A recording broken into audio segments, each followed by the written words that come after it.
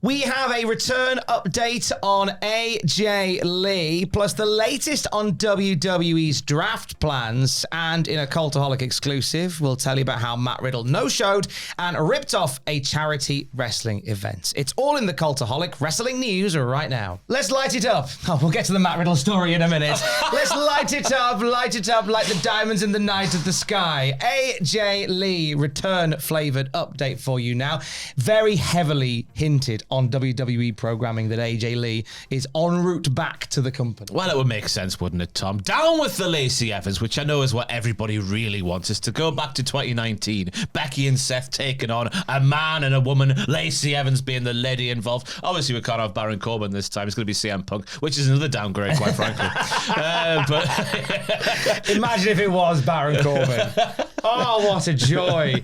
It's now looking at the point where it's not an if AJ Lee comes back, it's a when. And the Fightful Select people have given us an update on sort of the backstage reaction to this, as well as some thoughts within WWE on it. Yeah, Fightful Select is saying there had been a number of pitches internally for AJ Lee. It was heavily implied by WWE sources that AJ would be appearing or referenced on this week's SmackDown, which seems like a foregone conclusion at this point. Spoke to a lot of talent backstage. The vibe is very positive for her return. Fightful reporting there were a number of women wrestlers, specifically who grew up on AJ Lee, who were very excited. One veteran that actually never got to work with AJ said they were shocked that it happened because CM Punk would usually dismiss it when he would be needled about an AJ Lee return. But they felt like this was more of him being respectful and supportive of whatever his wife wanted. It looks as if now this is a thing that's going to happen, though. This she's held off for years, hasn't she? At this point, it's been pretty much since he came back into wrestling. When's AJ going to follow him back in? Yeah, it was one of those questions that was constantly asked of Punk, and it looks like we now have an answer. Fightful sources are saying that this may not even be a one-off appearance for AJ Lee. All signs sort of point towards a mixed tag at WrestlePalooza in a couple of weeks' time, if that's where we go. But WWE say they don't want this to be a one-off thing. They'd like it to be more, but if it is, then it's just nice to have her back on the scene again. It's a very interesting one, because of course SmackDown's in Chicago this Friday, where AJ and CM Punk apparently live. But CM Punk's a Raw guy. Seth Rollins is the Raw heavyweight champion, essentially. If only there was more draft news we could talk about in this news video. Well, thankfully, there is a Roswell Body Slam saying that we reported back in June that WWE was considering holding a draft around September. That's this month. God! Oh! That's disgusting. Or aligning with season premieres of Raw and SmackDown. It's all gone quiet on that front, though, with long-term storylines planning out and playing out currently on TV, and certain superstars already switching brands. It doesn't seem like a draft is in the cards at this moment anymore. So you can see Raw people on SmackDown and not even sweat about it, because I know as brand loyalists, we love the brand extension. We hate seeing people go where they're not meant to go. Exactly. It messes with us. I don't like it. Yes. Stop changing things. Yes. AJ Lee and CM Punk then will presumably be on SmackDown this Friday, defiant of the draft-based news. Be damned with the split, they'll say. It's worth mentioning, actually, when it comes to the AJ Lee stuff, the photo that did the rounds, and it was Wrestling Days that started this off, asking WWE Shop when the AJ Lee merch was dropping. And then that reply came through saying, well, it'll be soon as she's coming back for WrestlePalooza. Before everyone gets too excited. I think it is a real reply, but it was from an AI-based source. And as I was saying upstairs to both Tom and Aiden, that's his name, isn't it? Aiden is the other one. Aiden. It's Andrew Inglethorpe is his name, a valued employee on the social teams for the shop. He's a great guy, a hard worker, and always just gives us the correct answers.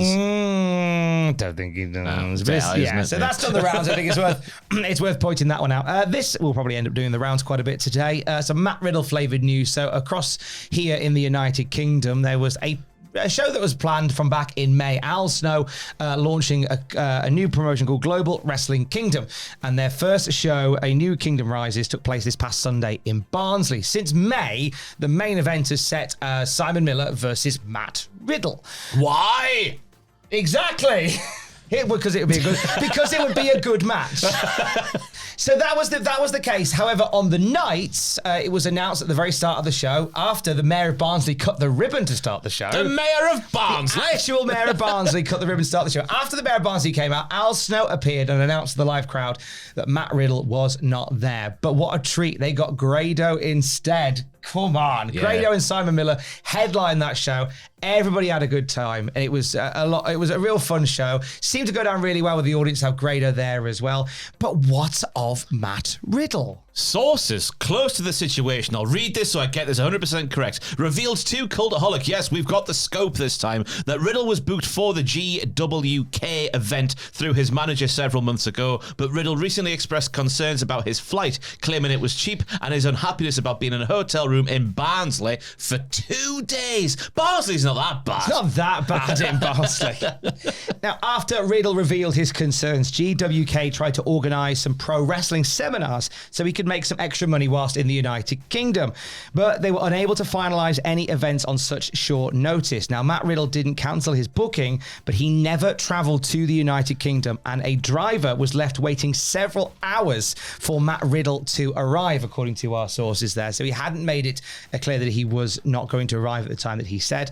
GWK then received a reply from Riddle, noted that he had accepted another booking, but would still potentially make the show. Riddle did not open any of GWK's future messages about his status for the event.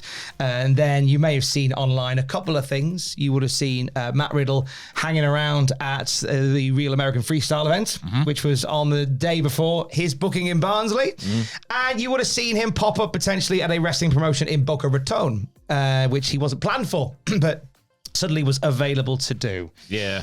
Riddle's got previous form in this area, of course, because he no-showed a championship wrestling from Memphis event in January of this year and only told the promotion the day of the show that he wouldn't be making his planned booking. And Riddle instead attended Nick Hogan's wedding. Oh, that one. Yeah. that old one. That's happened again. Now, when it comes to this particular show as well, as you say, Riddle has had previous for this.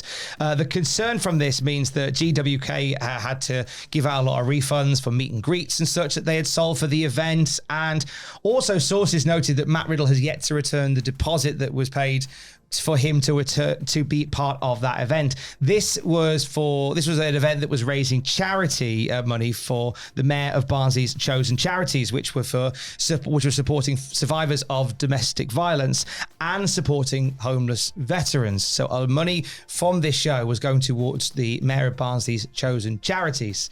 So this was a show that was put on to raise money for charity. Matt Riddle no-showed the event, didn't reply after a long while, and now has not returned the deposit at time of recording for that event. I imagine it's going to be a bit of a developing story now. It's out there in the ethers of the world. Yes, indeed it will be. A pretty mucky situation, and a shame that a company that was starting out new, backed by Al Snow, here in the UK, ended up having to go through something like that for a match they've had announced since May. So it wasn't like it was like a surprise that Riddle had forgotten about the booking. It was very much there. And it was just a case of, I think it feels like a messy situation. Hopefully one that is resolved and everybody financially gets what they need. Yeah. And good on Grado. Can we give some love to Grado? Yeah, stepping in at the last second. Also, it's good. The charity aspect of it is one thing. It's horrible to think about that. But also, Big Miller. That was probably his biggest singles match on paper he's going to have in his career so far, you would think. Yeah. I can't think of a big one in terms of like a name. Singles match one-on-one, and he didn't get to do it. I know Grado is a name also. Yeah. But, in terms of a bell-to-bell, spectacle. Yeah, and it's something that I would no doubt Simon Miller would have been buzzing to actually have under his belt, but ended up not happening. But you had a banger against Grado, so I've been told. Oh, yes. I haven't seen it yet, but I've been told it was a fun old time and a good time had by all. Wonderful stuff. It's a WTF moment kind of week. Yes, it should be live later today. The internet was working fantastically despite the light drizzle outside. Rich has got the footage. Class and Parry on the Cultaholic Patreon later today. Forbidden Door went live earlier this week, and then the After Dark podcast episode 2 goes live on Friday night. And for any rough and tumble throughout the week, you can check out cultaholic.com. Stay safe. I'll see you later. Oh, go to Barnsley. Bit of Pop World in Barnsley.